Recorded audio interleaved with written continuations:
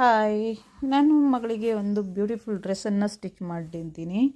ಅದನ್ನು ನಿಮ್ಮ ಜೊತೆ ಶೇರ್ ಮಾಡ್ಕೊಳ್ಳೋಣ ಅಂತ ಹೇಳ್ಕೊಂಡು ವ್ಲಾಗ್ ಮಾಡ್ತಾಯಿದ್ದೀನಿ.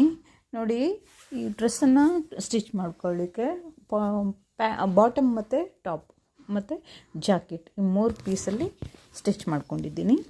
ಟಾಪನ್ನು ಸ್ಟಿಚ್ ಮಾಡ್ಕೊಳ್ಳಿಕ್ಕೆ ಲೆಂತನ್ನು ಮೆಜರ್ಮೆಂಟ್ ಮಾಡಿಕೊಂಡು ಅದು ತಕ್ಕ ಹಾಗೆ ನೀಟಾಗಿ ಕಟಿಂಗ್ ಮಾಡಿ ಸ್ಟಿಚಿಂಗ್ ಮಾಡ್ತಾಯಿದ್ದೇನೆ.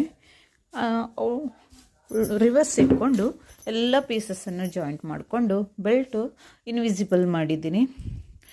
ಯಾವುದೇ ಸ್ಟಿಚಿಂಗು ಕೂಡ ಹೊರಗಡೆ ಕಾಣದ ಹಾಗೆ ಸ್ಟಿಚ್ ಮಾಡಿಕೊಂಡೆ. ಫೈನಲಿ ರಿವರ್ಸ್ ಇಟ್ಕೊಂಡು ಈ ರೀತಿಯಲ್ಲಿ ಸ್ಟಿಚ್ ಮಾಡಿಕೊಂಡೆ. ಇಷ್ಟು ಬ್ಯೂಟಿಫುಲ್ಲಾಗಿ ಬರ್ತಾಯಿದೆ. ಚಿಕ್ಕ ಮಕ್ಕಳಿಗೆ ಈಸಿಯಾಗಿ ಡ್ರೆಸ್ಸನ್ನು ಈ ರೀತಿಯಾಗಿ ಸ್ಟಿಚ್ ಮಾಡ್ಕೋಬೋದು. ನೋಡಿ, ಆ್ಯಕ್ಚುಲಿ ನಾವು ಮಾರ್ಕೆಟಲ್ಲಿ ನಾವು ಈ ರೀತಿ ಕ್ಲಾತನ್ನು ತೊಗೊಬಿಟ್ರೆ ಈಸಿಯಾಗಿ ಸ್ಟಿಚ್ ಬೇಕಾದ ಸ್ಟೈಲಲ್ಲಿ ಸ್ಟಿಚ್ ಮಾಡ್ಕೊಳ್ಳಿಕ್ಕೆ ಬರುತ್ತೆ. ಹಾಗೆ ತುಂಬ ಬ್ಯೂಟಿಫುಲ್ಲಾಗಿ ಬಂತು ಈ ಡ್ರೆಸ್ ಕೂಡ.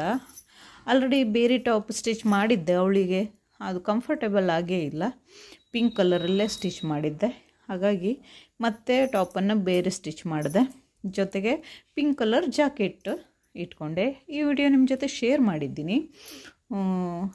ಹಾಗೆ ಸ್ಕರ್ಟ್ ಬಾಟಮ್ ಪಾರ್ಟನ್ನು ಸ್ಕರ್ಟ್ ಟೈಪಲ್ಲಿ ಪ್ಲಾಜೋ ಟೈಪಲ್ಲಿ ಸ್ಟಿಚ್ ಮಾಡಿದೆ.